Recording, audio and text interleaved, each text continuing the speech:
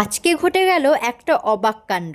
কি ঘটনা ঘটলো আজকে তোমাদের সেটাই জানাবো। তো হ্যালো এভরিওয়ান, সবাই কেমন আছো? আশা করি সকলে খুব ভালো আছো। তো তোমরা তো দেখতেই পাচ্ছ আমরা সকলে বেরিয়ে পড়েছি। কোথায় একটা যাব ভাবছি। তো কোথায় যাব সেটাই তোমাদের বলবো। হঠাৎ করেই পরশুদিন মনে হলো যে আমরা দীঘাতে জগন্নাথ মন্দির দেখতে যাব। তো যেই কথা সেই কাজ, আমরা যথারীতি বেরিয়ে পড়েছি। হ্যাঁ, শুধু বাবা ছাড়া আর বাদবাকি সকলেই বেরিয়েছিলাম। ভেবেছিলাম ট্রেনে করেই যাব, সকাল 10টার ট্রেন, কিন্তু সেটা আর হলো না। গিয়ে যখন দেখি ট্রেন আছে প্রায় 12:30টার সময়, আর এতক্ষণ বাচ্চা দুটোকে নিয়ে বসে থাকা কারুর পক্ষেই সম্ভব নয়। তাই আমরা পুনরায় আবার বাড়ির দিকে ফিরে আসি। তবুও আমার বাবা বলছিল তোরা যদি বাসে যেতে চাস তাহলে যেতে পারিস, কিন্তু দুটো তিনটে বাচ্চাকে নিয়ে কি করে বাসে যাব এটা ভেবেই আমরা আর যাইনি। ভেবেছি আবার যখন ভগবান দয়া করবে তখন আমরা ঠিকই যাব। আর আমরা খাবার দাবার বলতে নিয়ে গেছিলাম একটা মুড়ি প্যাকেট আর ঘরে আলুর দম। সেদিন যেহেতু সোমবার ছিল, সেহেতু বোনের নিরামিষ, তাই আমরা নিরামিষ আলুর দম আর মুড়ি প্যাকেট একটা সাথে করে নিয়ে গেছিলাম। তাই স্টেশন থেকে ফিরে আমরা বাড়িতে এসে সকালের জলখাবারটা ওইটাই দিয়েই শেষ করে ফেলি। তারপরে বাড়িতে মাছ ছিল, সেগুলো দিয়ে আমরা পুনরায় ভাত তরকারি তৈরি করে খাই।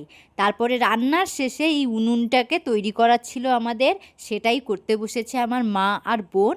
তবে আজকে একটু বেশি মন খারাপ লাগছে, যেহেতু কোনো দিন এরকম হয়নি। আমরা প্রতিবারই আমার বাবার সাথে টোটোতে করেই যাই, কিন্তু বাবা আজকে গেল না, বাবার হাতটা ব্যথা, তোমরা তো সকলেই জানো। তো বাবা বাবা বলছিল যে আমি পরে যাব, তোরা এখন ঘুরে আয়। তো আমরা এক মনেই আজকে বেরিয়েছিলাম, কিন্তু কি যে হয়ে গেল, আজকে ট্রেনটা এতটাই লেট করলো যে আমাদের মনটা ভেঙে গেল। আর বাচ্চা কাচ্চাকে নিয়ে মানে বাসে করে যাওয়াটাও সম্ভব না। তবে একদিন হয়তো ভগবান ঠিকই দয়া করবেন, আবার আমরা যাব, ভগবানের দর্শন ঠিকই পাবো আমরা। যতই দুঃখ আসুক, কষ্ট আসুক, ভগবানের প্রতি কোনো দিনও বিশ্বাস দূর করবেন না। সবসময় ভগবানের প্রতি বিশ্বাস রাখবেন, দেখবেন ভগবান আপনাকে ঠিকই সাহায্য করছেন। হ্যাঁ, এটাও মানছি ভগবান আমাদের সবসময় সাহায্য করেন না, কিন্তু এটা ঠিক লক্ষ্য রাখবেন যে আজকে হয়তো ভগবান আপনাকে সাহায্য করেনি ঠিকই, কিন্তু একদিন না একদিন করতে বাধ্য। একটা কথাই আছে জানেন তো, ভগবান যখন দেয় দুহাত ভরে দেয়, অবশ্যই পাবেন।